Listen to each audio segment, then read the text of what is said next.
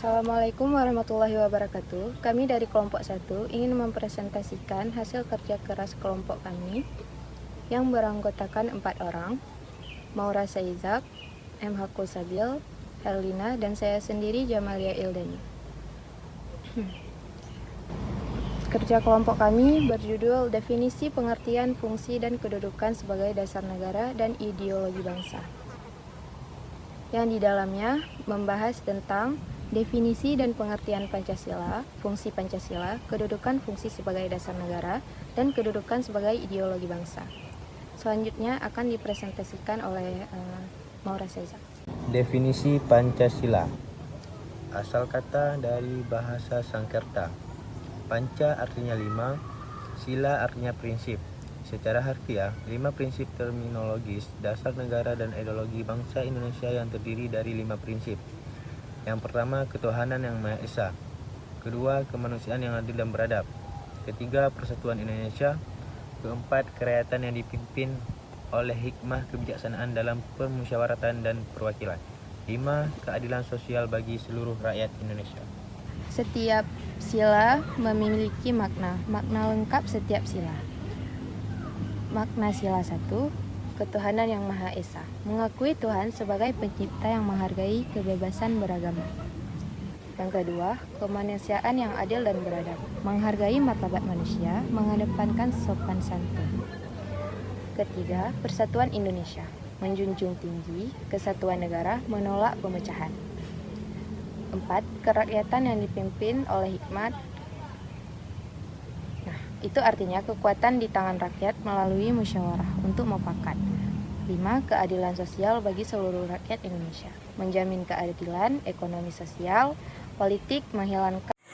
Assalamualaikum warahmatullahi wabarakatuh. Perkenalkan, nama saya Herlina dari kelompok 1. Di sini saya ingin menjelaskan sedikit tentang pengertian Pancasila. Secara luas, pengertian Pancasila adalah pandangan hidup bangsa Indonesia yang mencerminkan nilai-nilai luhur budaya, menjadi pedoman bagi kehidupan masyarakat, bangsa, dan negara. Hasil pemikiran dan kesepakatan para pendiri bangsa, menyatu elemen masyarakat yang beragama dan mengedepankan kepentingan bersama.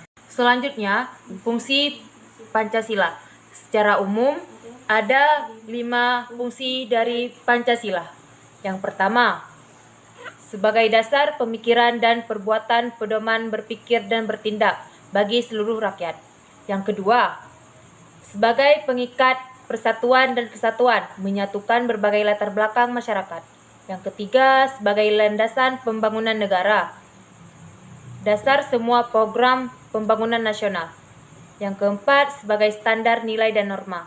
Yang kelima, sebagai penuntun arah perkembangan bangsa, memberi arahan, tujuan, dan cita-cita bangsa. Selanjutnya, kedudukan Pancasila sebagai dasar negara. Diatur secara tegas dalam hukum negara. 1. Pembukaan Undang-Undang 1945 ayat 4. Secara eksplisif, penetapan Pancasila sebagai dasar negara. 2. Seluruh sistem hukum. Semua undang-undang tidak boleh bertentangan dengan Pancasila. 3. Landasan struktur dan sistem negara. Semua lembaga negara menjalankan tugas berdasarkan Pancasila. Dan yang keempat, dasar hubungan luar negeri, berinteraksi dengan negara lain berdasarkan prinsip Pancasila. Kemudian, kedudukan Pancasila sebagai ideologi bangsa. 1. Pandangan hidup bangsa, cara pandang bangsa terhadap berbagai masalah kehidupan. 2. Sebagai jiwa dan ruh bangsa, sumber inspirasi dan kekuatan semangat rakyat Indonesia. 3. Sebagai dasar kesatuan ideologis, satu-satunya ideologis yang menyatukan berbagai aliran pemikiran. Dan yang keempat, sebagai landasan pembentukan karakter bangsa, dasar untuk membentuk karakter yang memiliki inspirasi dan cinta tanah air. Dan yang terakhir, penutup.